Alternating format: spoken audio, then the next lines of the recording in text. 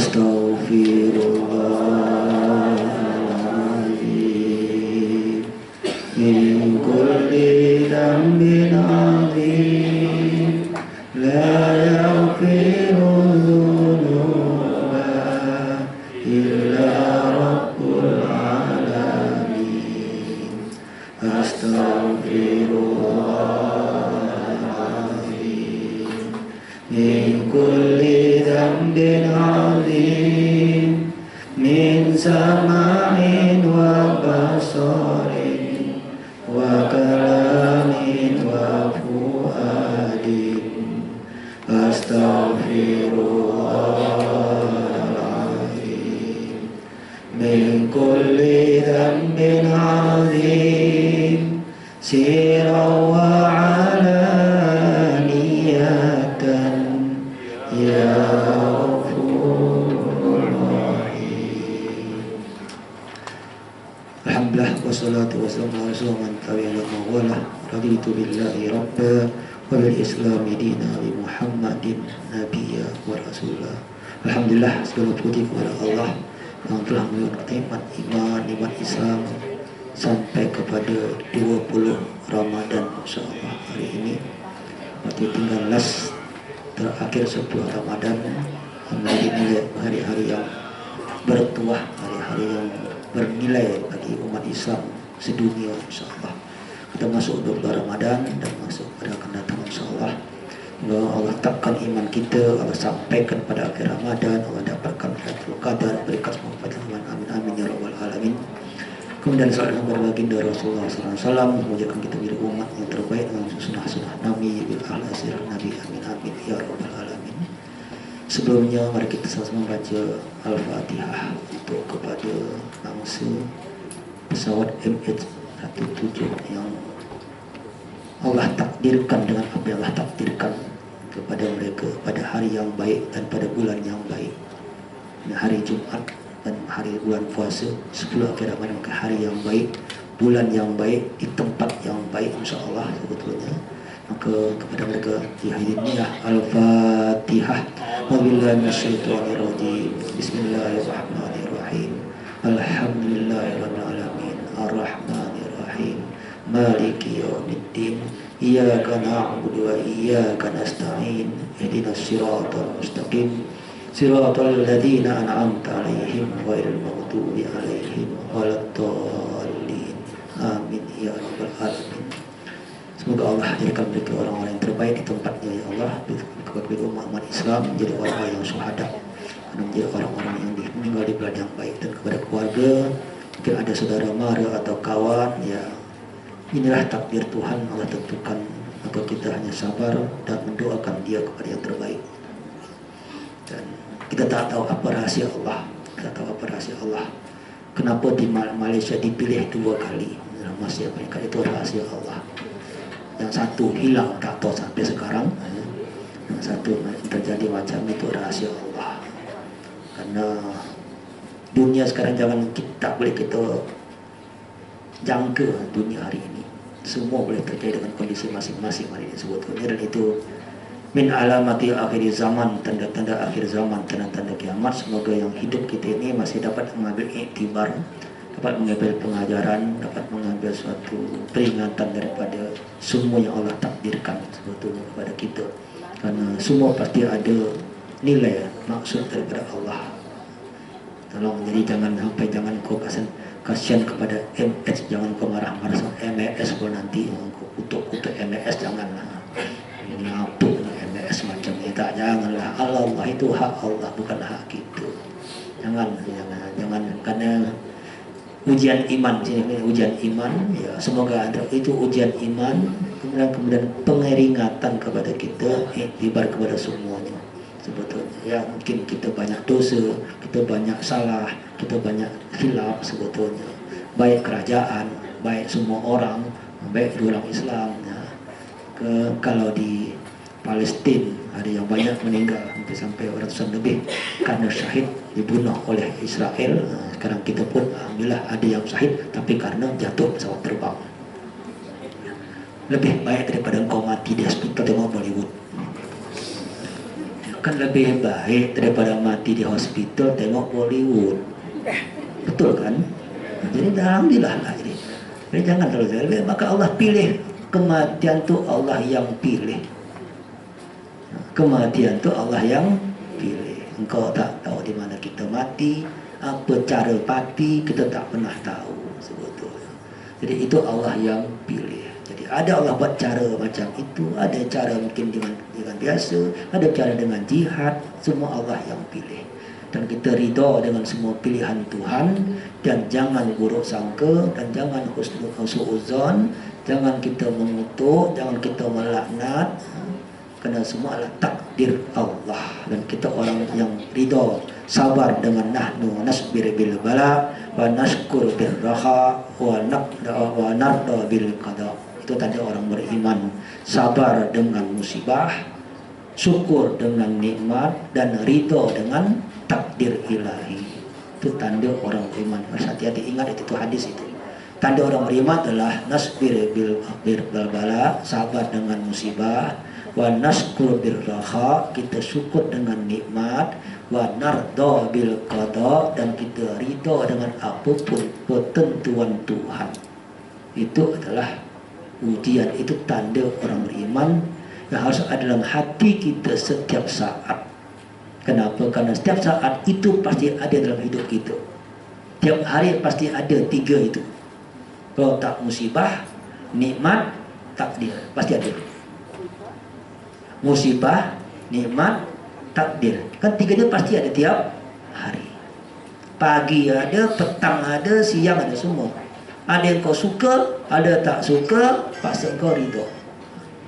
Apapun hari ini, itu semua. Kau di rumah pun tadi pagi-pagi pun udah kena belum kita, tak masak, sahur tak sahur, ridha dengan keputusan Tuhan. Macam mana jam tak jam, ridha dengan nak cepat-cepat tapi jam, alhamdulillah. Karena tiga tu ya, siap-siap. Syukur, sabar, ridha. Kita harus aplikasikan dalam setiap saat. Dalam setiap saat. Kenapa?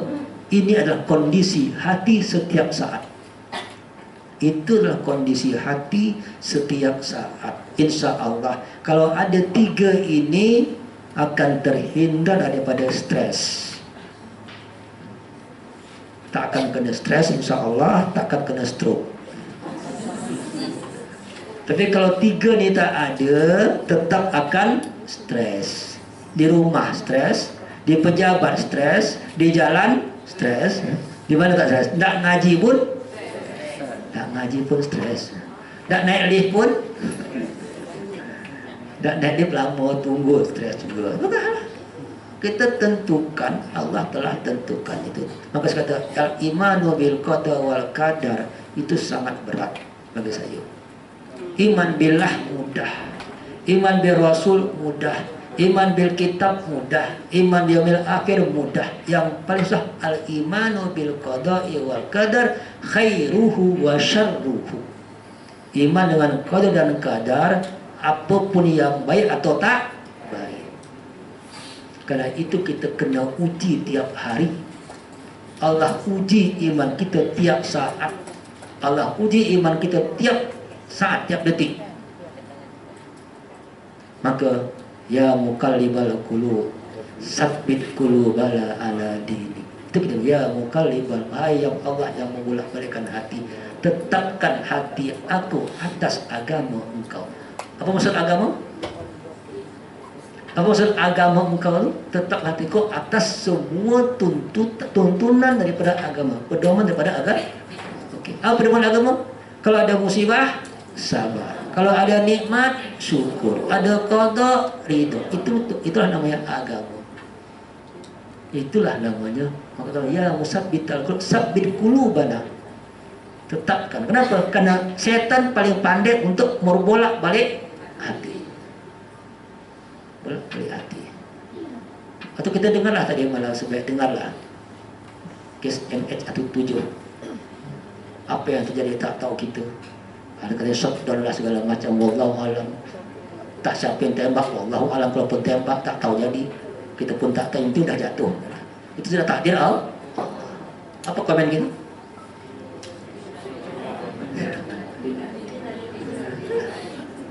Tak ada lain lah, serahkan hamba Allah. Itu ketentuan. Walaupun mungkin yang anaknya ada entah baru pulang dari Amsterdam sana, tak beraya ke sini, tapi Allah takdirkan kalau macam tu tetap ridho. Kenapa? Engkau pasti jumpa dengan anak engkau di mana? Selesai akhirat. Kita masih ada dunia lain. Bagi orang beriman, kita masih ada hidup di tempat yang lain. Hidup bukan hanya di dunia. Kalaupun meninggal, enggak tak jumpa waktu itu, tapi masih ada alam barzah, masih jumpa alam barzah. Tak lama sangat akhirat. Alam barzah jumpa tak alam barzah? Jumpa, engkau mati, dia sudah mati. Sama tak jumpa arwah-arwah? Jumpa, jangan takut. Arwah-arwah akan jumpa. Engkau tak sembang nanti sama-sama jadi. Waktu sama capai jadi arwah lah. Kalau tak, nak makan-makan, kau harusnya oke, nantilah makan-makan alam barzah jumpa, alam akhirat jumpa. Kalau masuk surga sama-sama jumpa, khalidina fiha abadan. Allah pisahkan sekejap aja, sekejap, bukan lama sangat. Maka ridha dengan keputusan Tuhan. Yang kadang saya kata dengar memang, ya kalau sedih, semua sedih, itu musibah. Tapi jangan sampai sikap hati berubah. Jangan sampai sikap hati itu berubah dengan keadaan seperti itu. Jangan pulang kau maki-maki pulang di PM. Apa ni gara-gara jangan lah. PM tak tahu apa yang kena sana nanti. Apa kerajaan tak ada apa kena juga. Habis kena semua kena. Yang musibah terjadi, akhirnya engkau banyak dosa dengan semua orang. Ini gara-gara MAS tak betul ni. Walaupun kenapa yang kena MAS, kenapa tak kena yang lain? Apa ni masalah ni? Oh, ini karena ada arak MAS, tak kena lah. Okey, yang lain pula ada arak tak kena MAS ada arak. Bukan masalah arak tak arak, bukan masalah bagaimana, Allah tentukan. Allah tentukan. Jadi itu kadang-kadang kita ni bagaimana bersikap terhadap sesuatu dengan iman. Dia bersikap terhadap sesuatu dengan iman. Karena kita banyak bersikap bukan dengan iman, kita bersikap dengan emosional, dengan iman. Dan bagi saya, ya tadi kalau bagi saya orang beriman, ya walaupun ya sebetulnya kita sedih, tapi orang beriman saya katakan meninggal di malam yang baik, di hari yang baik, di bulan yang baik, 10 akhir yang baik. Tak semua orang boleh dapat. Tak semua orang boleh dapat. Allah pilih mereka. Hebat tak? Bersyukur atas pilihan Allah. Bersyukur atas pilihan Allah. InsyaAllah Malaysia tambah terkenal. Sudah satu hilang, satu. Tapi semoga engkau tambah terkenal untuk buat yang lebih baik. Buat yang lebih baik. Itu aja kita inginkan sebetulnya. Jadi musibah itu daripada Allah. Wa ma asaba itu daripada Allah semuanya. Dan Allah takdirkan. Oke, maka bab kita hari ini adalah bab tentang al-la'nu, melaknat atau mengutuk. Ini mungkin kesayangan bab ini. Hari ini kalau tak dibagi hari ini, habis kena kutuk semua. Tak siapa-siapa dikutuk engkau. Kau kutuk pilot lah, kutuk apa lah, habis kena kutuk semua nanti. Jangan sampai lah, dah kita dah enak-enak ngaji, puasa-puasa ni, habis puasa kita sebab di apa ni semua. Orang tak tahu, yang di atas pun tak tahu, yang bawah pun tak tahu. Itu kasihan lah. Melaknat adalah ibarat menghalau atau menjauhkan sesuatu daripada Allah, dan itu tidak dibolehkan kepada orang yang telah disifatkan dengan kufur dan zalim. Dan jika dikatakan Allah untuk orang yang zalim atau kafir, dibolehkan bukan oleh agamanya, bukan karena orangnya. Laknat hanya untuk sesuatu yang engkau kata kafir itu laknat, kafirnya bukan orangnya. Macam itu nanti kita akan baca itu. Atau kau kata laknatullah, laknat Allah, atau ghadabullah, marah Allah, itu artinya melaknat sebetulnya. Itu bukan sifat orang beriman. Kenapa? Kita bukan Tuhan. Ingat, kita ni bukan Tuhan. Kita ni manusia. Manusia tetaplah bersikap jadi manusia yang hamba Tuhan. Jangan sampai manusia mengambil hak Tuhan.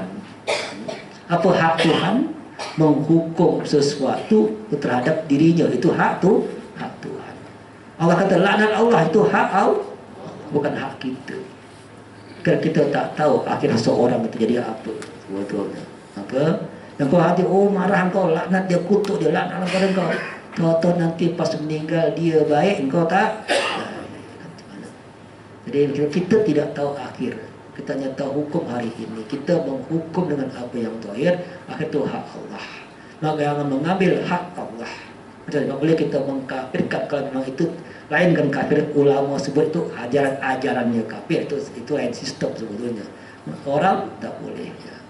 Ya macam kes sekarang ini baru Indonesia sibuk orang dengan ada seorang pakar tafsir. Quraisy Shihab bercakap tentang Nabi Allah tak Rasulullah tak jamin Rasulullah masuk surga. Padahal itu bukan kalimat. Itu hanya dia mengartikan. Karena waktu itu dia menjelaskan tentang hadis Nabi. Ya, kata Nabi, seseorang itu masuk surga bukan karena amalannya, tapi karena rahmat Allah kepada dia. Demikian juga engkau yang salah betul. Aku pun demikian. Aku masuk karena rahmat Allah kepada aku. Jadi memahami konsep tauhid itu betul. Itu ilmu tauhid. Apa ilmu tauhid itu? Bahwasanya kita ni masuk surga itu bukan karena kita, tapi karena rahmat Allah. Itu ilmu tauhid. Tapi dipahami jadi hukum, jadi kan bahaya.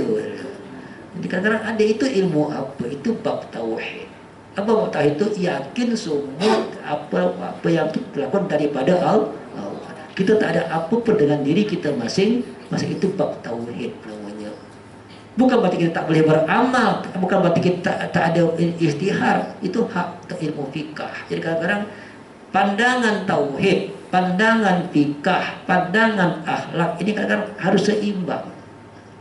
Jangan kita menghukum fikah dengan pandangan tauhid. Ya macam kadang kita tawakal sama Allah, tak payah bekerja, yakin Allah membuat kita semua. Allah kan kun fayakun. Itu namanya pandangan tauhid. Tapi jangan pandangan tauhid kau kata kalau Allah kun fayakun, kenapa aku kerja? Dan itu kalau Allah kun fayakun, kenapa aku harus kerja? Itu pandangan fikah. Fikah itu pandangan hukum, kita wajib bekerja. Tapi pandangan tauhid kita yakin Allah yang membuat kita bekerja. Wa ma ramaita id ramaita innallaha rama. Engkau tidak membalik atau engkau membaling, Allah yang membaling. Itu pandangan tauhid. Tauhid kita membaling sesuatu, Allah yang membaling. Karena kekuatan daripada Allah, tenaga daripada Allah. Itu pandangan tauhid. Jangan kau kata aku tak baling, Allah yang baling. Kacau nanti. Hukum nampaknya, hukum fikahnya kita yang membaling. Hukum tauhidnya Allah yang memberikan tenaga untuk membaling. Karena banyak kes ini, sangat banyak. Kita tak dapat bedakan itu pernyataan tauhid atau bukan tauhid. Kenapa? Karena kita hari ini termasuk masyarakat yang tak seimbang dalam belajar. Tersalah kata itu, tak seimbang di dalam belajar. Harusnya seimbang. Masuk tauhid, masuk fikah, masuk akhlak. Macam sekarang kita baru belajar akhlak. Kenapa? Karena tak seimbang belajar. Sejak dulu tak masuk belajar akhlak. Baru tahu sekarang ini tak boleh, itu tak boleh. Ini harusnya pelajaran apa? Pelajaran anak sekolah rendah. Ini kan sekolah rendah sebetulnya. Bab akhlak itu sekolah rendah. Penanamannya sejak awal. Tapi terlanjur karena tak pernah baca, tak pernah ada dalam silabus, tak pernah masuk dalam kurikulum ustaz. Betul saya katakan. Ini bab kelas 1, kelas tadika pun kalau perlu. Hanya karena kita selama ini berpikir akhlak itu bukan bab agama. Kita bincang, kenapa orang Islam jadi betul? Kita sama beliau belajar Islamic Studies, tak pernah belajar moral studies.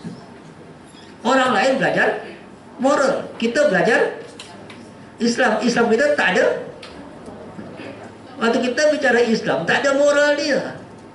Karena waktu kita bicara Islam, akal kita apa? Hukum hakam. Contohlah, orang waktu belajar uduk, air dibagi 7, tahu. Cara uduk tahu. Sekarang sikap kepada air tahu tak? Engkau tak boleh membazir, engkau harus airnya. Kan tak diajarkan. Harusnya waktu mengajarkan uduk juga diajarkan cara tak boleh membazir dengan air uduk sekali masuk. Juga diajarkan ini uduk Allah yang tatur, Tuhannya Allahnya air daripada Allah. Ini kuasa Allah dengan air, tauhidnya masuk, hukum fikahnya masuk, ahlaknya masuk. Itu baru namanya apa? Integrated curriculum. Sekarang belum integrate, belum menyatu, belum berpadu kurikulumnya. Engkau masih kurikulum rujak. Kan rujak masuk satu, masuk satu, masuk satu. Tapi tak ada kaitan satu dengan satu. Itu namanya rujak. Harusnya belajar satu, masuk semuanya. Waktu belajar tauhid, di sana ada fikah, sana ada akhlak, sana ada masalah tasawuf, masalah hati, masuk semuanya. Itu yang kita pun sedang berpikir ke sana. Kita sedang berpikir ke sana sebetulnya, karena ya kita akui ini adalah akibat penjajah yang sekian lama kepada kita.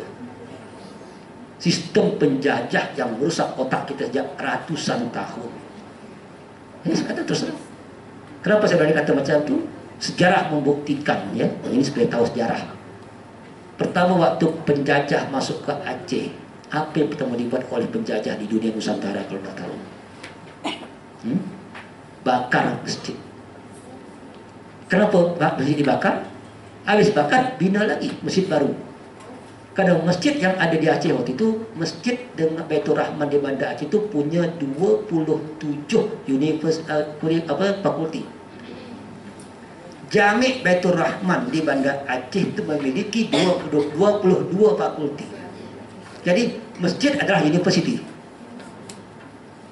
Maka dulu Aceh berjaya karena itu. Jadi orang ke masjid juga belajar agama, belajar sains, belajar teknologi. Nah, datang penjajah, ini bahaya karena ini rahasia kemajuan umat.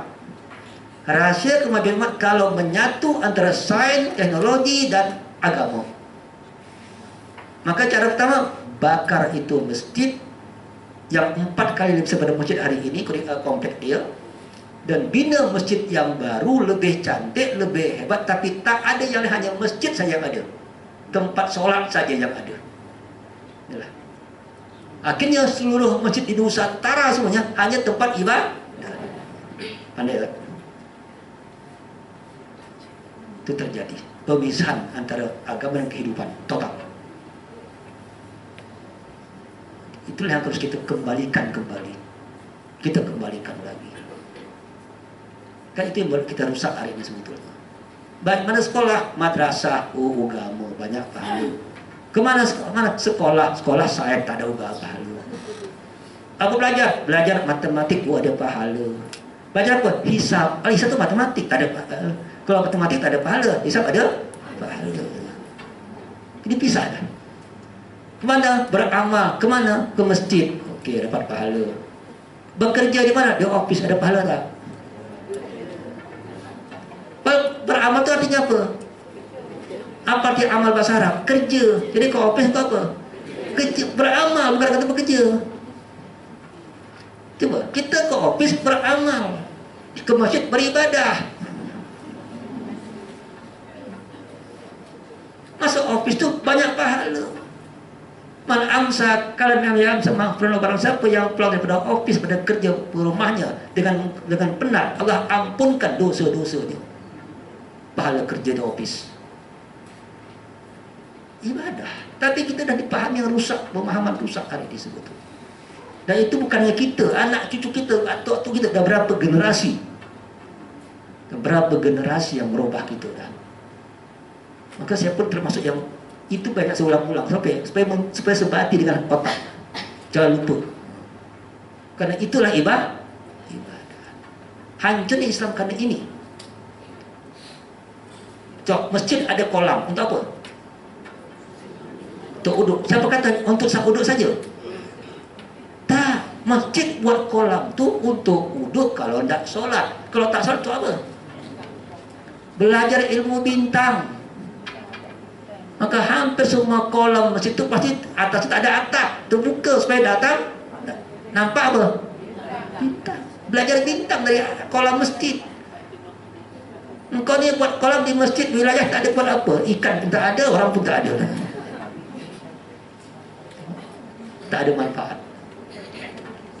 Ini Islam. Kenapa masjid ada kubah?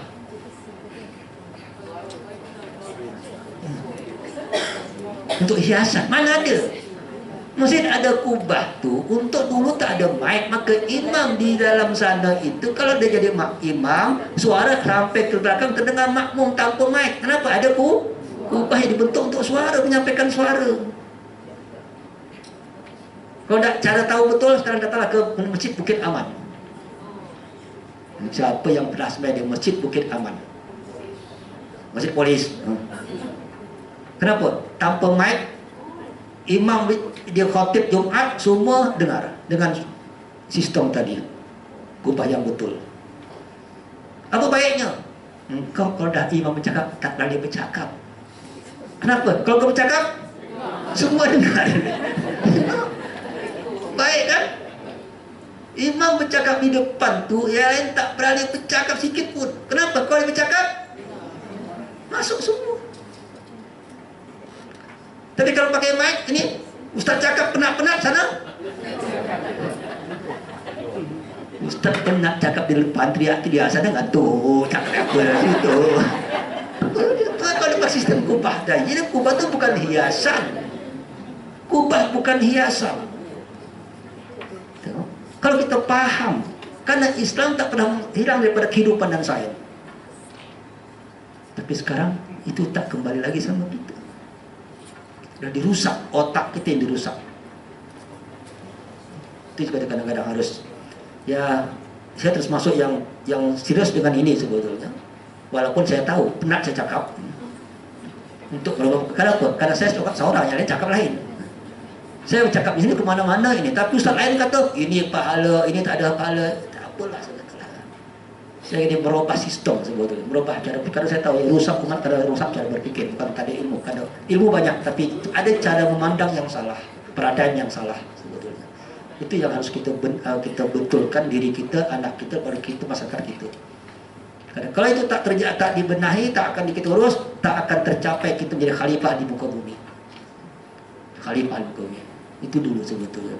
Jadi pada nanti masjid itulah sains, masjid sains adalah engkau beribadah, kerja adalah ibadah, baru indah.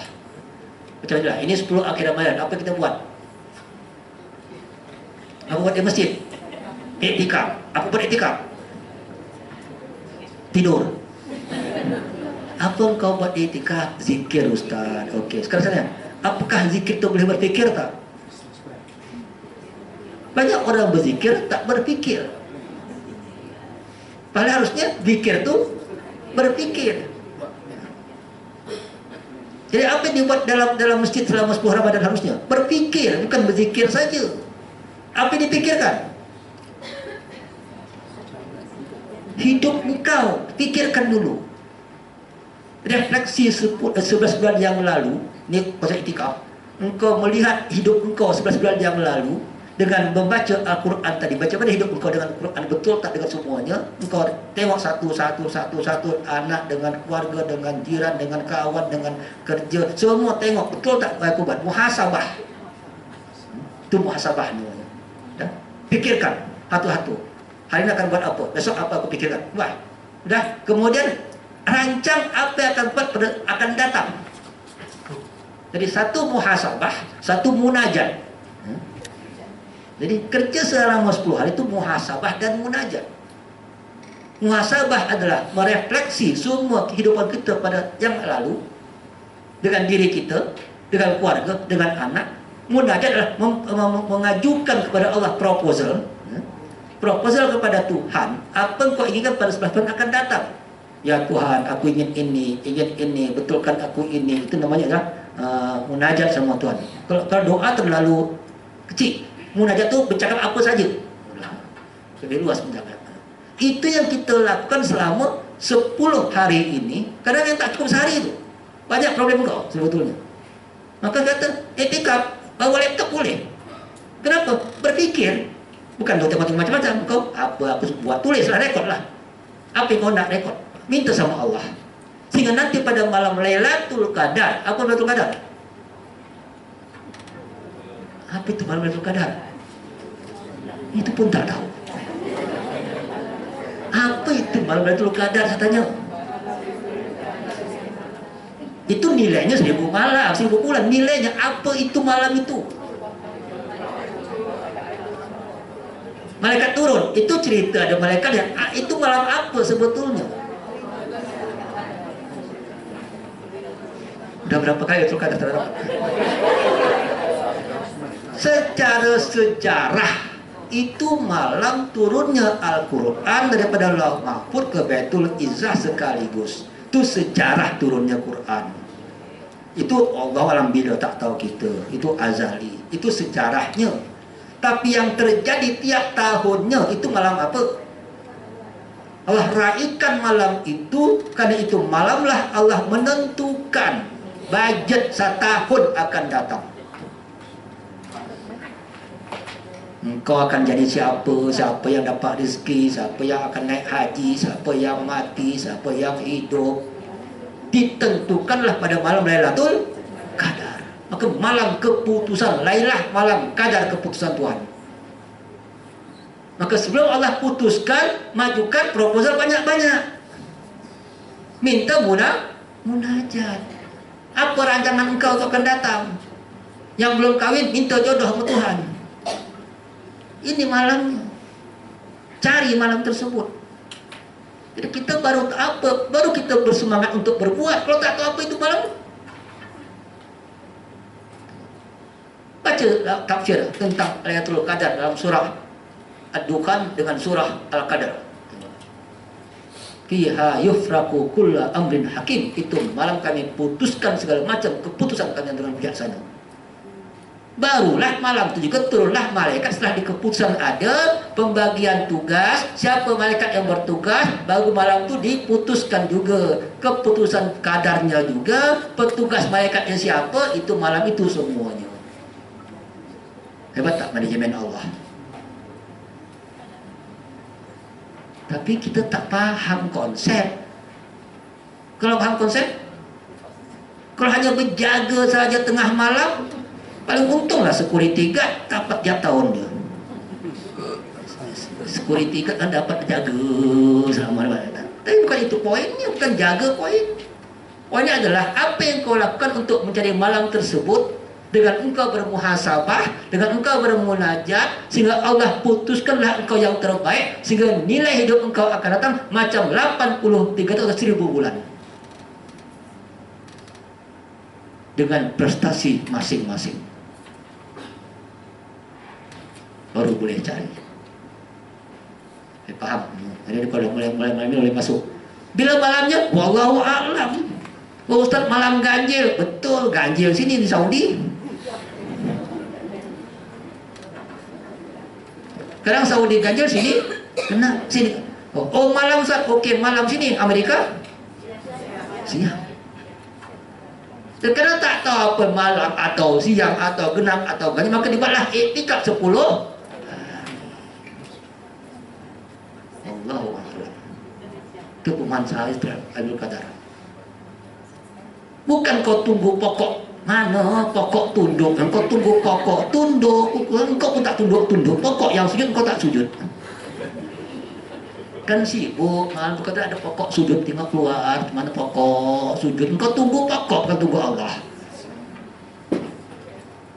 Rusak sistem berpikir yang salah. Sehingga Lailatul Qadar ada kesan kepada kehidupan. Kalau tak, hanya saja takat pahala biasalah, hanya takat kepada mata. Iktikaf ada kesan dengan kehidupan. Iktikaf itu ada kesan dengan kehidupan. Kalau tak, hanya duduk di masjid aja lah. Apakah itu Islam hanya duduk di masjid saja tanpa kesan?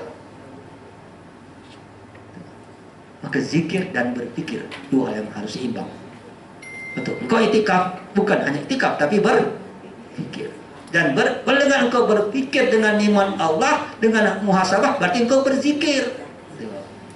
Berpikir hubungkan dengan Allah, namanya berzikir. Berzikir membaca kalam Allah untuk berpikir. Berpaham kan? Pikir itu adalah zikir, zikir itu adalah pikir. Pikir itu adalah zikir. Zikir itu adalah, gimana caranya Ustaz? Dengan kau berpikir, menghubungkan apa kehidupan kau dengan Allah, dengan perintah Dia, namanya berzikir. Dengan engkau menyebutkan lafaz zikir, kemudian engkau berpikir tentang kehidupan engkau, namanya engkau adalah berpikir. Maka orang berpikir dia harus berzikir, orang zikir harus berpikir. Jangan kau pisah-pisah. Aku tidak zikir saja, tak pikir-pikir. Kalau macam tu baik letakkan aja burung akak tua, latih berzikir. Ini konsep supaya kita paham, mumpung awal 10-20 supaya tak lari-lari gitu. Okey, maka kata Allah, laisal mu'min bitta'an walal la'an walal fajr walal iman, masuk. Tidaklah orang beriman tu orang yang suka mencela, yang suka melaknat, suka berbuat keji dan berlidah kotor. Al-mu'min laisa bila'an. Orang beriman bukan orang yang tukang laknat. Tengok, orang beriman bukan orang yang suka melaknat orang, bukan. Beriman orang yang tak sadar dengan keputusan Tuhan dan dia sabar dengan apapun yang terjadi. Orang yang ridha dengan apapun qada sebetulnya. Kalau kau suka melaknat itu berarti tak ridha dengan takdir Allah. Maka ini sistem. Al-mu'min laisa bila'an. Orang beriman bukan orang yang melaknat. La tala'anu bila'natillah wala bighadbihi wala bijahannam. Jangan engkau melaknat dengan laknat Allah. Laknat Allah kepada engkau dengan marahnya, dengan jahannam. Oh, neraka jahannam untuk engkau. Untuk apa? Yang menentukan neraka siapa? Suka sangat kan? Yang menentukan jahannam itu Allah, bukan engkau pemilik jahannam. Masih untunglah engkau yang tak punya dia. Kalau engkau dah habis semua masuk jahanam. Yang punya neraka Allah, bukan manusia. Yang masuk ke neraka juga Allah, bukan manusia. Doakan orang. Engkau marah, doakan. Oh, dia terus sangat, ya Allah, bagi dia petunjuk. Selesai. Ya Allah, dia mungkin tak tahu, bagi lebih baik lagi. Tak semua orang sama. Dan tak semua orang macam kita inginkan. Kita kadang-kadang ingin semua orang macam kita semua. Kita ni baik karena alhamdulillah Allah engkau takdirkan baik, dapat keluarga yang baik, dapat lingkungan yang baik, dapat keadaan yang baik, jadi orang baik. Belum tentu dia dapat kawan yang baik, bukan tentu keluarga dia baik, belum tentu. Berarti dia orang yang perlu engkau bagi peringatan, bagi tahu, bukan engkau harus melaknat dia. Kenapa? Kita pun Allah, ya, kita bukan kita yang punya, Allah yang takdirkan kita. Kita hanya berdoa. Ini supaya kita, karena kalau sikap melaknat kita masih lebih hebat daripada dia. Maka la tala'an engkau min katu ilaha ka'alim kau. Karena kalau kau dah melaknat, nanti jadi betul laknat kepada dia, kasihan. Padahal belum tentu macam itu. Atau engkau yang kena balik. Dan cakap semalam kau kata kami, kau balik feedback kepada kita sendiri. Maka jangan terlalu mudah. Karena laknat adalah sebetulnya gambar daripada emosi yang tak tertahan dengan mengutuk sesuatu. Apapun. Dan itu biasanya kepada yang lebih, kepada kita yang lebih rendah. Laknat anak, melaknat ini, waduh, janganlah. Apalagi nanti sumpah lagi. Suami mungkin cerai kahwin lagi. Wah, kau laknatlah. Semoga dia doa apa? Sama isteri sana pula. Habislah. Udah kahwin, alhamdulillah. Kahwin lagi suamiku, alhamdulillah, kurang tugas aku. Selesai.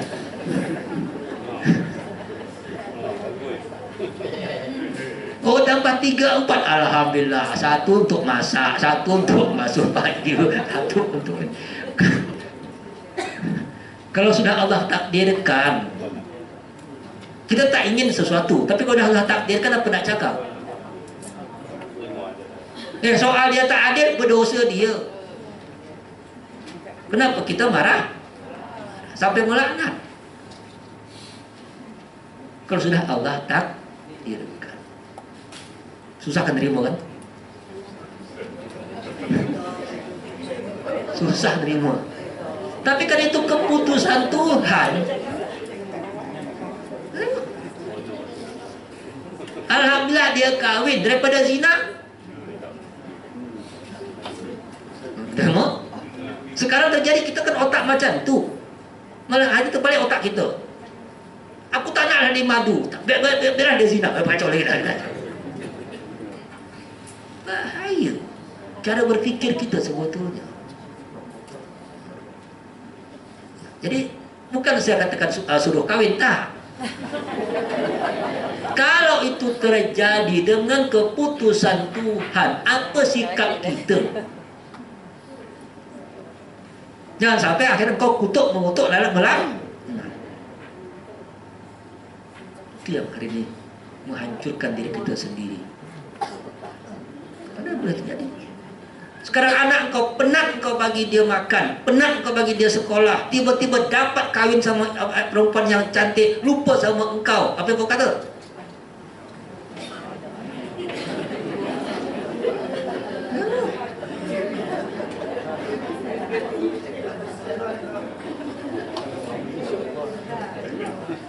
Aku dah penat bagi dia makan, sekolah ke luar negara, dapat perempuan macam tu pula, lupa sama aku. Memang anak apa? Kalau Allah tentukan untuk engkau sahabat dapat pahala, apa tujuan kau sekolahkan dia? Untuk supaya dia bantu kau atau supaya ibadah kepada Allah? Hati-hati. Apa niat kita? Dapat dia isteri cantik, lupa sama emaknya. Untuk ujian kita dapat pahala banyak. Kerana Allah tahu kau tak banyak pahala, tapi kurang ibadah. Bagilah. Ingin banyak pahala, kurang ibadah, akhirnya bagilah menantu yang degil, supaya dapat pahala sabar.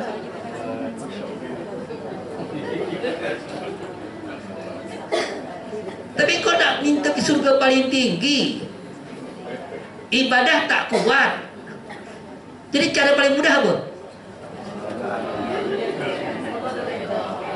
Cara paling mudah Allah bagi kau, ni aku bagi kau peluang sabar.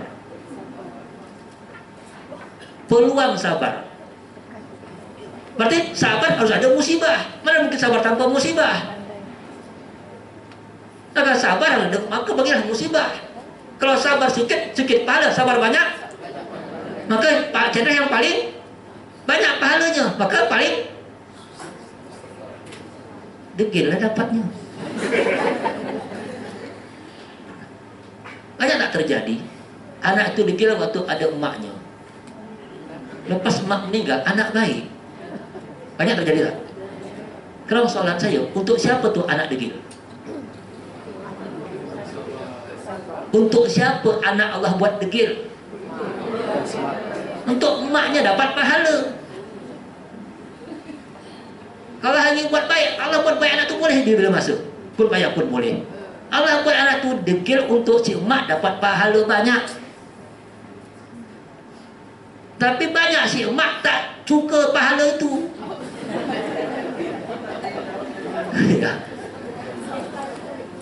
Dia tak nak pahala, malah tambah dosa dia buat dari mana.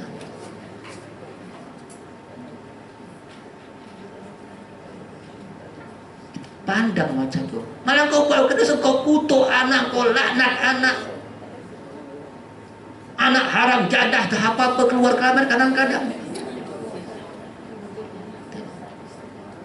Itu takdir Allah.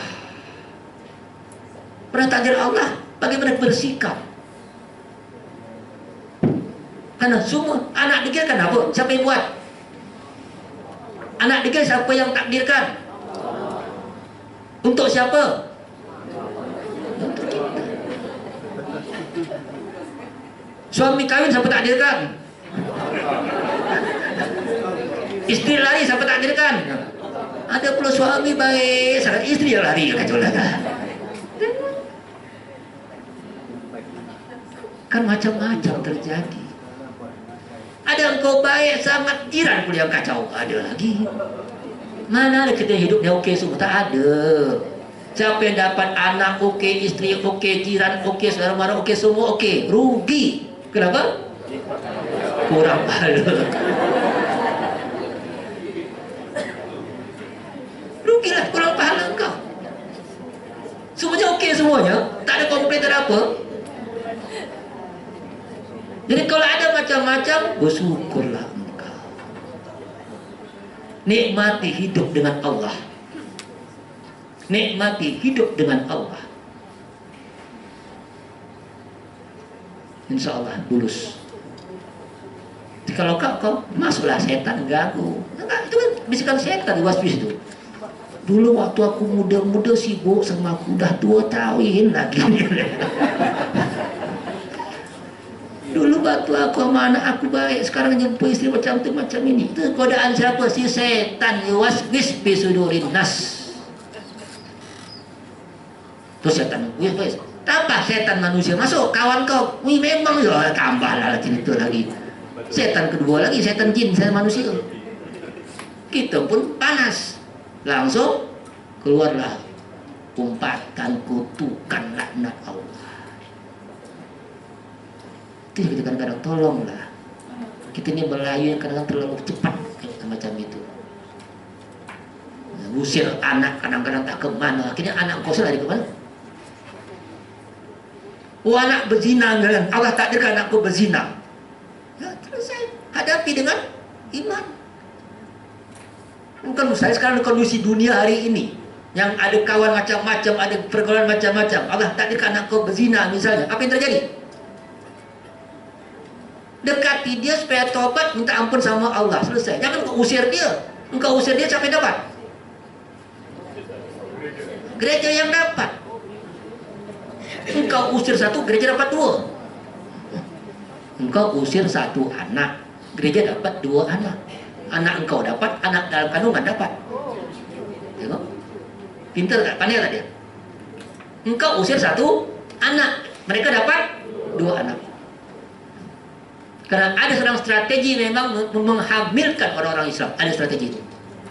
Saya tahu Malaysia tetap, Indonesia ada strategi itu. Gereja yang memprogramkan pemuda-pemuda Kristen untuk mencari perempuan-perempuan muslimah untuk dihamilkan. Ada program. Karena dia tahu budaya masyarakat Melayu, kalau anaknya hamil berzina akan diusir, dia akan tampung. Ini strategi mereka. Maka kita harus tahu itu strategi mereka. Maka kalau kita tahu strategi, senang kita hadapi dia. Okey, kalau macam tu anakku berdosa, minta taubat sama Allah. Selesai, terima. Jangan sampai sebab kita malah anak lebih teruk lagi. Karena takdir Allah. Karena biasanya kita diuji pada saat-saat yang macam itulah, kritikal macam tu. Ujian iman tadi, itulah semua tu. Terjadi dengan suami yang rasuah, ketangkap lagi masuk penjara. Apa sikap kita? Jadi dengan anak yang macam itu, istri yang macam ini, apa sikap iman? Karena itu kita yakin kalau macam tu, Allah bagi aku peluang untuk pahala lebih banyak. Kalau aku ridho, kalau aku sabar. Tapi kalau tak ridho tak sabar, berarti aku sendiri yang membuat dosa untuk diriku sendiri. Jangan terlalu mudah melaknat anak, mengutuk anak. Haram anakku, aku tak halalkan susu aku sampai engkau dah bagi, kenapa aku tak halalkan lagi? Engkau dah bagi anak tu susu bertahun-tahun. Untung Tuhan tak cakap itu susu aku, bukan susu kau. Karena emosional tadi. Emosional. Jangan kau ungkit lagi. Kasihan, udah amal kau hilang gara-gara ungkitan tadi, engkau berdosa lagi. Hilangkan. Engkau dulu bagi ikhlas. Ujian amal yang paling berat setelah beramal. Karena syarat amal terima harus ikhlas. Syarat amal terima harus ikhlas. Allah akan uji engkau ikhlas tak ikhlas dengan sesuatu kejadian. Allah akan uji engkau. Kalau engkau komplain dengan itu, berarti engkau tak lulus. Allah uji kita. Ya Allah, aku berdoa untuk engkau ya Allah. Anak jadi apa? Aku serahkan engkau ya Tuhan. Anak engkau bagi harta, habis semuanya. Baru kembali bagi Allah. Karena kadang-kadang Allah berikan kita pengajaran melalui orang lain. Kalau sudah dengan kita tak dapat lagi dapat pengajaran yang betul, Allah bagi dengan melalui orang lain. Dengan ajaran agama tak masuk, dengan ceramah tak masuk, pasti masuk dengan orang lain atau dengan musibah yang terjadi lain. Kalau kau dapat dengan ustaz, alhamdulillah. Tiap kata ustaz dengan hadir ayat alhamdulillah sadar, alhamdulillah. Tapi susah. Biasanya sadar itu kalau udah kena baru berpikir. Karena Melayu macam itu, kau dah diinjak baru setelah kau tak diinjak-injak, kita ada karakter yang rusak sebetulnya, salah sebetulnya. Kalau tak kena tak sadar, udah kena baru sadar. Itu masih okey. Ada udah kena pun udah kena pun tak sadar. Itu peringatan Allah. Maka kata Imran bin Husain, misalnya pribadi Aspari atau Nabi pernah jalan, waktu itu kalau ada perempuan Ansor berada di atas kudanya. Memang bukan kuda unta, sebetulnya ada atas kendaraan yang nafas unta. Dia marah dengan si unta tadi. Dia laknat unta tadi. Dia laknat unta. Kata Allah, kata Nabi, kepada sahabat, ambil barang-barang unta tu cepat-cepat, bagi dia, jangan bawa unta tu lah, jangan unta seorang. Kenapa? Udah kena kutuk dia. Nabi takut orang tu dah kena, unta dah dilarang sama dia. Berarti unta udah kena laknat. Maka untuk selamatkan ini adalah engkau ambil barang-barang unta tadi, pinjamkan unta engkau untuk perempuan tadi, jangan sampai dia naik unta itu lagi. Kenapa? Unta dah kena laknat. Nanti tak jadi apa dengan unta tadi. Karena Allah takutnya Allah putuskan apa yang dia tengok, ingat, laknat itu doa bukan. Itu doa. Kalau makbul macam mana? Kenapa orang dulu tak berani melaknat? Macam mana pun degilnya anak, apa katanya? Bertuah. Hebat Melayu ni. Kalau Arab teruk memang. Ingat saya waktu Gaddafi, Ibnul Kalab, orang-orang marah kepada Gaddafi itu, orang-orang Arab sampai dalam sebuah meeting tu kata Ibnul Kalab, anak anjing. Itulah gaya Arab tu kadang-kadang. Berarti kita tahu Arab pun dah marah, semua keluar bawahnya. Masih okey kalau Melayu daripada Arab tu. Tapi kadang-kadang Melayu pun kadang terlalu cepat emosional. Tapi tengok orang dulu, kenapa orang tu kalimat bertuah keluar? Kenapa orang dulu kalimat bertuah yang keluar daripada mulut kalau dia marah? Dia belajar akhlak betul. Dia dah baca di hadis semuanya. Sempat dia kata anak haram kau, nak jadi anak pun. Dia takut ucapan jadi doa. Dia takut. Karena bukan mustahil. Apa yang kau minta Allah kabulkan. Kan cerita dalam ceritanya apa saya dapat tentang ceritanya Sudes kan, Imam Sudes kan, dia kata. Nah, maknya macam itu tetap doakan engkau jadi Allah kabulkan doa maknya. Tengok. Kita ni sebetulnya mungkin banyak amal kita ni. Kita ni banyak jadi sekarang karena doa orang tua kita dulu atau datuk kita dulu. Bukan tanda kita hebat. Doa mak-mak dulu, doa datuk-datuk kita dulu. Ya Allah, jadikanlah keturunanku jadi keturunan yang macam ini baik. Mungkin Allah kabulkan sekarang kita jadinya.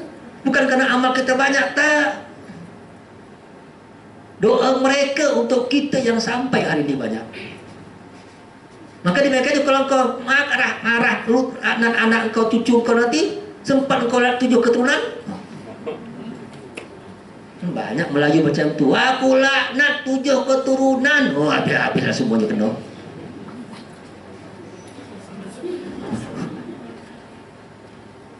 Tak sadar gitu. Malaikat rekod terus. Malaikat kata, masih untung sempat engkau lihat pada waktu Lailatul Qadar. Jangan sampailah, karena akan dengan apa yang kau inginkan. Itu yang kita kadang-kadang, karena orang dulu tak berada, kita mungkin orang dulu tu lebih berakhlak daripada orang kita hari ini. Walaupun sembahyang biasa-biasa, ngaji pun tak banyak, ustaz-ustaz kampung. Kita ni ustaz-ustaz selebriti. Tapi kadang-kadang kena ganggu aja iman kita sikit, kolek.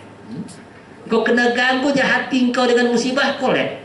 Kena ganggu dengan keadaan anak macam tu, kolek. Ngaji kita untuk membutuhkan hati kita hari ini.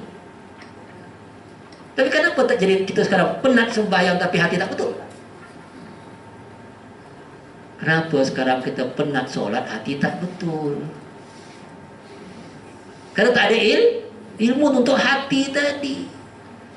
Tak ada ilmu untuk bagaimana aku bersikap terhadap keadaan yang akan terjadi. Ada ilmu untuk aku beribadah sahaja. Orang dulu kitab ini, kitab orang dulu, kitab ibadah dengan kitab akhlak mana lebih tebal? Akhlak. Kitab ibadah apa? Hanya perukunan. Itu kitab perukunan tuh. Rukun iman, rukun Islam, tauhid 20, tak ada lain. Tapi kitab akhlaknya tebal-tebal. Ya ulumuddin, habis rata-rata orang dulu. Maka jadi mereka orang baik walaupun tidak pandai. Orang baik mana? Jadi orang baik yang pandai atau jadi orang pandai yang tak baik. Kau boleh jadi orang baik yang pandai, orang pandai yang baik. Tapi kalau antara baik dan pandai, mana kau pilih? Suruh pilih baik atau pandai, mana? Baik. Kalau boleh baik dan pandai. Kalau hanya dua pilihan, baik atau pandai, mana pilih? Baik. Baik jadi orang baik yang bodoh daripada orang pandai yang jahat. Betul. Untuk jadi orang baik apa? Akhlak. Orang baik itu akhlak. Orang baik itu hati. Orang baik itu masalah lisan. Tapi itu tak menjadi fokus kita hari ini. Malah banyak kita sibuk kita ibadah tapi lupa dengan akhlak. Maka tengok, sampai Rasulullah Abu Bakar wahwayan. Abu Bakar pernah melaknat hamba sahayanya, marah sama hamba sahayanya. Apa kata Nabi? Hai Abu Bakar, apakah ada orang siddiq yang menjadi pelaknat? Engkau kata siddiq tapi mana ada? Kalau engkau siddiq jangan melaknat, harus seimbang. Engkau siddiq dalam arti membenarkan Rasulullah, ini iman. Jadi itu iman. Engkau melaknat sikap. Maka kalau kau orang beriman tak boleh melaknat.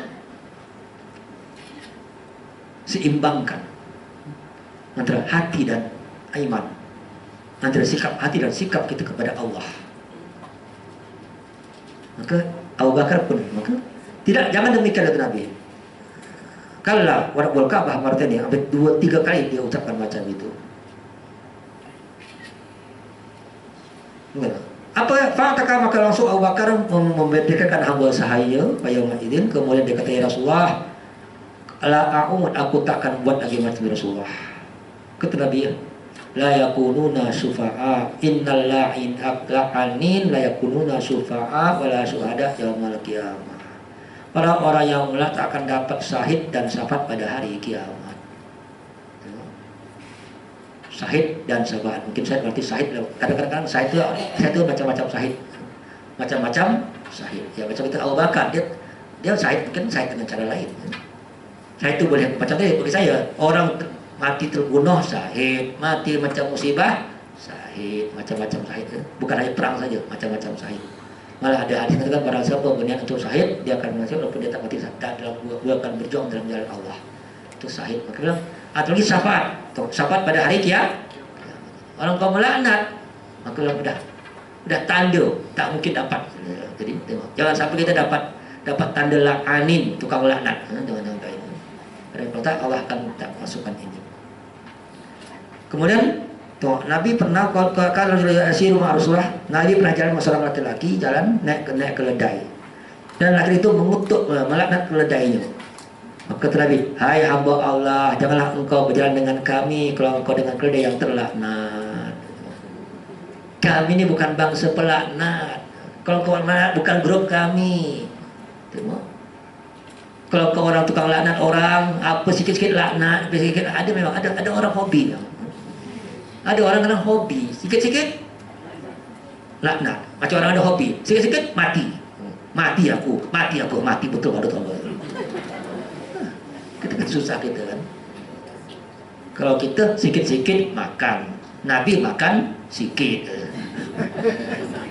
Kalau kita sikit-sikit makan, Nabi makan sikit. Kita sikit-sikit tidur, Nabi tidur sikit. Jadi belum ada orang yang suka melaknat, suka kadang-kadang cakap hal yang tak baik, jadi hobi. Ada orang lagi suka kata tak pernah senang, susah terus. Ada dapat senang pun kata susah, dapat dia pun kata susah. Nanti dari susah betul baru tahu dia. Ini kan karakter mentality yang salah. Maka jangan sampai kau jadi macam itu. Kalau kau macam itu bukan umat Muhammad, bukan grup kami, kata Nabi. Cuma kami orang yang merasa semua tenang, oke. Ini sikap hidup.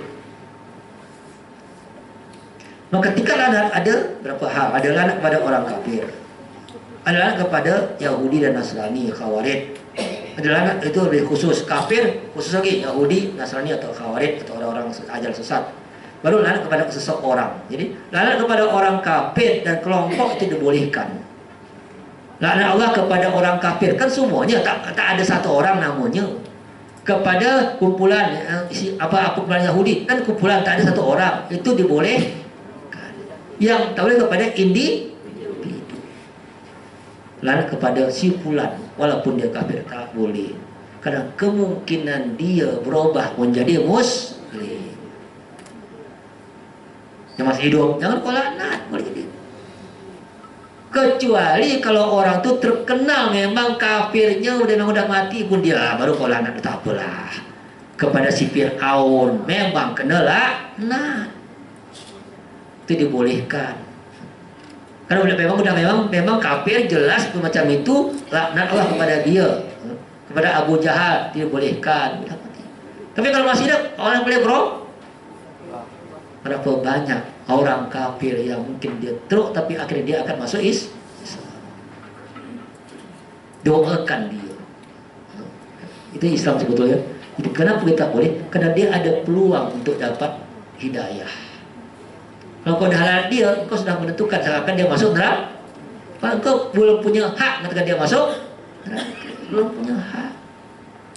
Tak ada hak kita menghukum orang dengan neraka. Kita hanya punya hak untuk berdoa, ya Allah, berikan dia petunjuk. Allah mahdi qaumi fa innahum la ya'lamun. Waktu Nabi dilempar oleh orang Taif dengan batu, apa Nabi kata? Allah mahdi qaumi, ya Allah berikan petunjuk kepada kaumku. Fa innahum la ya'lamun, karena mereka tidak mengetahui. Pada waktu itu malaikat datang kepada Nabi Muhammad. Hai Muhammad, apa kau nak? Apakah engkau nak gunung Mekah aku timpakan kepada mereka? Ya. Nabi kata tak. Mereka tidak tahu. Sebab nanti daripada anak cucu mereka akan lahir orang-orang untuk Islam. Betul kan? Nabi bukan tengok kepada mereka, anak cucunya. Akibat akan datang. Lebih jauh lagi Nabi. Maka tak boleh kita menghukum dengan apa yang nampak di sebetulnya. Maka boleh kepada individu yang sudah namanya laknat Allah kepada Fir'aun, kepada Abu Jahal, Dan sekarang lah kita kata tak siapa. Kalau Yahudi betul, tak siapa. Ya, orangnya boleh jadi nanti tak tahu presiden Yahudi masuk Islam, tapi tak tahu. Bukan mustahil. Ini konsep kita dalam bersikap sebetulnya. Ya alhamdulillah kita dengar hari ini banyak kemajuan. Hamas terkejut semuanya dengan punya drone segala macam, ya alhamdulillah. Dan mereka pun banyak yang sedang menyerang darat sebetulnya. Kemudian ada orang itu, Numan An-Najari minum arak, lalu dihukum dengan hukum hudud, yang rejam, kemudian 80 kali sebat biasanya. Ada sahabat yang laknat, dia kata Allah melaknat dia. Maka dia la takunu aunun lisyayat asyaitan ala, jangan kau jadi penolong setan untuk saudara engkau. Dia minum arak dosa, dia kena rajam dah kena, jangan kau laknat lagi. Itu berarti engkau telah menolong setan untuk melaknat dia. Artinya perbuatan dosa, dosalah. Ya. Udah kena rajam, udah cukup, dia boleh tobat. Kita jangan sampai kita pun berdosa dengan melaknat. Tak boleh melaknat orang berdosa. Macam mana kisah ni? Kisah kepada anak engkau, mungkin berzina, mungkin macam-macam. Maka dia dah berdosa, udahlah taubat. Ajak dia untuk taubat. Bukan kau laknat, kutuk, usir, lari. Mentaliti yang salah bagi orang Melayu sekarang. Sangat salah. Orang yang baik engkau pakai, orang jahat. Kalau ada misalnya, kita kan kadang-kadang tengok orang itu jahat aja taunya. Kan ada baiknya. Kita pun tak tahu kadang-kadang. Allah bila dapat hidayah orang tu. Hidayah itu kadang-kadang datang kita tak sangka-sangka. Ada yang mungkin dapat. Maka kan banyak kadang-kadang. Kau dulu kawan kau, kawan tak betul. Sama geng kau dulu misalnya. Tapi alhamdulillah kita dah tobat, dah ngaji-ngaji, alhamdulillah. Dia tak ngaji, masih dalam jahiliyahnya tiba-tiba. Dah. Kau dah lama ngaji, dia tak. Tiba-tiba besok dia berubah total, kalah ngaji kita. Bukan mustahil, banyak kejadian. Dia kita baru ngaji biasa, dia dah ngaji. Engkau masih tudung macam ini, dia dah tudung pakai niqab. Udah tak nak keluar rumah lagi, dalam rumah aja dia. Bukan mustahil untuk hari ini. Itu amal dia, silakan. Jangan kau salahkan dia juga. Itu hak dia dengan amalan dia. Asal jangan sesat aja. Dia tak nak keluar, tak nak shopping, dia tak nak duduk di kampung, silakan. Sekarang banyak orang macam tu. Sekarang banyak orang-orang Islam Barat ini sekarang yang lari ke Indonesia, lari ke beberapa negeri, sekarang duduk di kampung-kampung, beternak kambing, buat sawah sendiri. Dia dah marah dengan sistem modern ini sekarang ni. Dia lari sekarang ke mana-mana, duduk makan ikan sendiri, daun sayur sendiri, makan anak diri. Dia kata dah tak betul dunia, dah betul-betul dah shopping pun dah kena chemical semuanya dah. Tak apa, itu hak dia. Kalau mampu silakan, kalau kau belum mampu jangan. Nanti kalau tak mampu stres pula. Kalau mampu silakan, tak salah. Saya kata saya tak salahkan dia. Baik macam itu kalau mampu. Tapi kalau tak mampu, sebab engkau dah biasa hidup macam ni, tahu-tahu masuk kampung makan hanya sambal belacan sama, engkau mampu, anak engkau tak nak. Tahu kadang-kadang kan anak engkau, kadang-kadang engkau balik kampung aja dah anak kau, kadang-kadang balik bandar lama, belum tentu sistem tu siap. Tapi kalau tak buat silahkan, tak salah. Pilihan masih. Maka Nabi Rasulullah datang Rasulullah kepada ya Rasulullah, bagi wasiat kau sini, kau usika alla takunu la'anan, jangan jadi engkau pelaknat. Jangan jadi engkau pelaknat. Nah, ini sekarang ifsa usir ada 3 tu, ada berapa ni, mana sampai ini sikit tak banyak. Ini juga membuka rahasia. Jangan, ini lebih teruk lagi dia. Ini dosa besar, dosa juga, dosa rahasia. Idza hadasa ar-rajul summa tafat fahiya amanah. Kalau engkau bercakap sama seseorang, itu dah jadi amanah. Tengok. Apa yang dia cakap itu amanah. Engkau wajib jaga. Engkau harus tahu mana perlu cakap atau perlu tak cakap.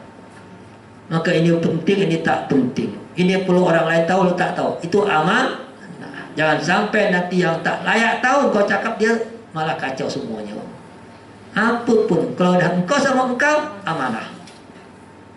Hati-hati. Karena Rasulullah disebutkan bahwasanya Allah akan membuat file kita setiap kita jumpa satu orang yang lain. Kita kalau jumpa satu orang, ada satu file. Orang lain satu file. Setiap orang ada file masing-masing. File dirinya ada, file berkawan pun ada. Jangan sampai file kau nanti rusak gara-gara itu. Kan satu orang kan kita ada berapa? Satu orang tuh per orangnya 24 file, satu orang per hari. Itu hadis. Per hari itu 24 file. Berarti 24, berarti 1 jam satu file. Allah rekod semua.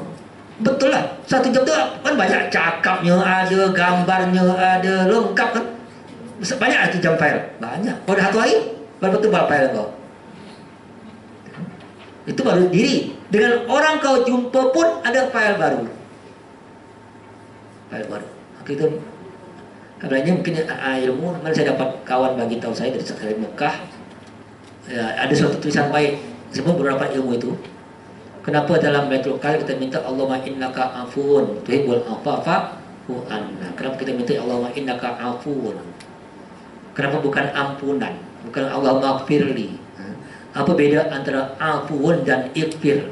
Apa beda antara minta ampun dalam arti afu istighfar dengan minta afuun? Kenapa Nabi ajar Aisyah dengan afuun? Apa rupanya rahasianya? Kalau istighfar itu adalah engkau minta ampun, maka nanti dalam file engkau dosa itu masih ada file dosa. Hanya ada komen dia bagi ampunkan Tuhan. Itu namanya minta ampun. Ada file masih ada dosanya, hanya diampunkan. Bagi kau ini selesai, itu nama file. Itu namanya ampunan. Kalau afun ini adalah file engkau di-delete. Jadi engkau ada dosa, delete,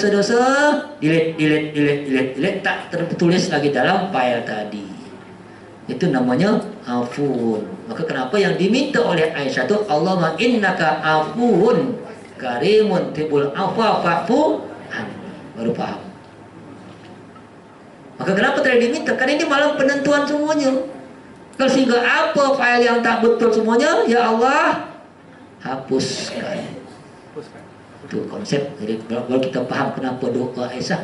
Pasti orang doa malamnya hebat sangat, tapi doanya kita kan selama ini berpikir malamnya begitu hebat 1000 bulan, tapi doanya simpel sangat. Allahumma innaka afuun tuhibbul afwa fa'fu anni. Dan kita anggap remeh doa itu. Memang itu remeh, tapi bayangkan itu makbul, selesai urusan kau semuanya. Maka bacalah itu, biar bila masuk. Ya, apa yang kau suka tadi? Engkau tak tahu mana yang namanya Lailatul Qadar. Boleh malam, boleh siang, boleh pagi, boleh gelap, boleh genap, boleh ganjil. Maka baca itu bila-bila masuk. Allah innaka afuun afwa fa'fu anni. Karena itu masalahnya. Engkau hilangkan semua di file. Maka kita dengan orang pun itu ada file kita. Maka kalau mutlaqan al hadis bainakum amanah, semua pemikiran engkau dan orang lain itu amanah. Amanah. Amanah engkau diuji Tuhan. Berat itu kadang-kadang. Apalagi sekarang susah nak jaga amanah ni. Amanah informasi. Amanah informasi. Okey, masuk pada engkau WhatsApp. Hati-hati, langsung forward atau tak forward. Jangan dulu kalau kira-kira belum pas. Macam tadi pagi saya dapat WhatsApp orang, Allah alam. Tapi saya belum pasti belum. Betul tak betul? WhatsApp katanya Tuan Guru Nek Aziz meninggal. Allah alam. Saya belum cek lagi. Tapi ada orang kata false, bukan, tak betul. Hati-hati, kan hari ini orang boleh buat macam-macam. Pastikan dulu, jangan langsung masuk. Engkau tak dos amal je dah jadi dosa. tambah lagi banyak lagi WhatsApp syirik. Oh, kalau baca ini, kalau tak baca celaka ini. Oh, dah. Kalau macam tu cepat delete. Oh, lah. Kalau ada SMS syirik, WhatsApp syirik, kata tu. Hati-hati tu. Jangan kau cepat-cepat bagi tahu orang. Ada konten syirik aja sikit. Macam tu kan saya. Kalau tak baca, kalau tak buat ini, jadi musibah macam ni, jadi kan syirik itu. Lebih baik kau dapat macam tu, cepat-cepat delete. Untuk apa tak celaka Ustaz? Memang kau percaya syiriklah kau. Kalau kau percaya, kalau kau jadi celaka, syiriklah kita dengan SMS. Maka kalau kau tingkat iman, delete aja semua. Jangan-jangan yang buat Astro, yang buat juga. Yang buat dia juga supaya laku. Kadang-kadang ini hati-hati sekarang macam-macam. Dengan itu, bagi saya sama. Itu amanah juga. Engkau dapat informasi daripada Facebook, daripada itu juga amanah. Amanah engkau akan ditanya waktu engkau terangkan, waktu engkau sebarkan, engkau ada tanggung jawab. Betul tak betul? Kalau baru betul, kira-kira ada pahala, silakan sebarkan sebanyak-banyaknya. Kalau kira-kira tak ada pahala, stop dulu. Kalau ada dosa, cepat delete. Kalau kira-kira syirik dosa, delete cepat. Kalau kira-kira ada pahala, sebarkan cepat. Kalau kira-kira tak tahu, diamkan aja dulu. Senang aja. Tak tahu, diamkan. Ada poin positif, sebarkan. Ada negatif, buang. Karena sekarang ini informasi tercepat.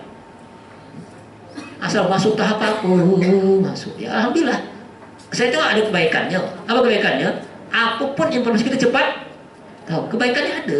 Bukan saya kata jangan pakai WhatsApp. Silakan ada. Ada kebaikannya banyak. Tapi jangan sampai salah memakai menjadi suatu keburukan. Ada Twitter, ada Facebook, silakan. Tapi kalau tak pandai memakai, tak ada iman, emosi, otak tak betul, bahaya. Tapi kalau kita ada iman, ada tanggung jawab akibat, karena ini akan jadi file kita depan Tuhan, silakan. Itu cara kita bersikap dengan itu. Maka di konsep amanah. Maka inna min khianah an tuhdisu bisiri hakikat. Di antara khianat adalah engkau membicarakan rahasia kawan kau. Itu khianat. Tengok. Karena amanah lawannya khianat. Waktu engkau dapat amanah, kalau salah sampai khianat. Amanah Facebook, amanah Twitter, amanah WhatsApp, amanah lagi. Apa lagi yang punya apa lagi? Karena dunia kacau sekarang. Engkau boleh dapat apapun dari dunia hari ini. Macam sekarang saya dapat Hitler katanya Islam. Saya masih belum. Itu Hitler yang cerita lagi. Memang yang Hitler jumpa dengan mufti Palestin segala macam. Jadi kita nak kata dia Islam, tunggu dulu. Saya tak berani cakap. Apa informasi banyak. Teori boleh, tapi tunggu dulu kadang-kadang ya. Yang udah pastilah. Kalau hanya sebagai anggapan tu boleh jadi macam-macam terjadi. Karena saya pun dapat informasi lagi, saya dapat juga tentang Hitler itu dari buku yang saya baca. Dia itu Yahudi yang dibunuh, yang membuat untuk membunuh Yahudi. Karena emaknya tu Yahudi. Dalam sejarah dia emaknya Yahudi, ayahnya bukan Yahudi. Sebuah permainan Yahudi sebetulnya untuk negeri Israel waktu itu, Perang Dunia Pertama. Jadi banyak informasi macam-macam lah. Dan kau dapat sebagai maklumat, jangan kau sebarkan. Kalau tak bahaya hari ini, macam-macam boleh terjadi. Apa ini? M8 17 ni. Nanti pasti tahap apa ni keluar teori. Teori 1, teori 2, teori 3, teori 4. Hanya maklumat biasa okeylah, sebagai informasi masuk okey. Tapi jangan sampai menjadi satu yang tak betul kau sebarkan cepat. Allahu a'lam kadang-kadang. Ini Muawiyah pernah bertemu Walid. Waktu itu Muawiyah ada Walid waktu itu Khalifah Muawiyah dengan Walid bin Ubah ni, ayah bercakap dia kepada Walid satu ketika. Maka si Walid ni ada ayah Utbah, dia kata, ayah, aku nak beritahu kau rahasia aku dengan Muawiyah. Aku tengok ini tak apa kalau kau tahu. Tak, kata ayah, jangan. Apapun dah rahsia, jangan bagi tahu aku. Tengok. Itu ayah yang betul. Kalau ayah tak betul, apa rahsianya tahu semua. Tengok. Bagaimana Muawiyah orang sahabat zaman dulu. Dia jaga jangan sampai anaknya dapat informasi. Ya mungkin ni apalagi Muawiyah raja. Cerita dengan anaknya sesuatu yang penting. Anda nak beritahu ayah tak apa, jangan kata ayahnya. Kalau sekarang terbalik kan, kau tadi jumpa, oh ya, apa ceritanya? Engkau yang nanya pula rahsia dia. Tengok bagaimana sahabat dulu sebenarnya. Karena waktu engkau dipilih menjadi penyimpan rahsia, itu pilihan, ujian tadi kan. Tapi waktu engkau akan membuka juga pilihan atas diri engkau boleh pahala atau dosa. Dua-dua pilihan. Kita tahu, mungkin kita boleh tahu, kita tak boleh tahu, itu hak Allah, hak kita orang masing-masing. Okey, nanti kita tutup ni dulu, tak banyak, besok salah tambah. Mungkin hanya saja tentang beberapa hal tentang kutukan dan membuka rahsia orang yang kadang-kadang tanpa sadar kita hari ini sesuatu dosa yang terbuat yang kita tak tahu itu satu hal yang Allah buka dalam file kita akan datang. Semoga kita dengan ini dapat kembali melihat diri kita, melihat kepada apa yang kita buat selama ini, kita menghadapi puasa, menghadapi ini dengan lebih baik lagi insyaAllah. Wallahu a'lam bishawab. Mahfirah ya Allah, ayyuna yang fa'una warjuna uluman tanfa'una lum'alka haqqa warjuna tiba'ah nalgatila batinatinabah subhanaka bihamdik asyhadu anta nastaghfiruka wa natubu ilaik walhamdulillahi alamin. Wassalamualaikum warahmatullahi wabarakatuh.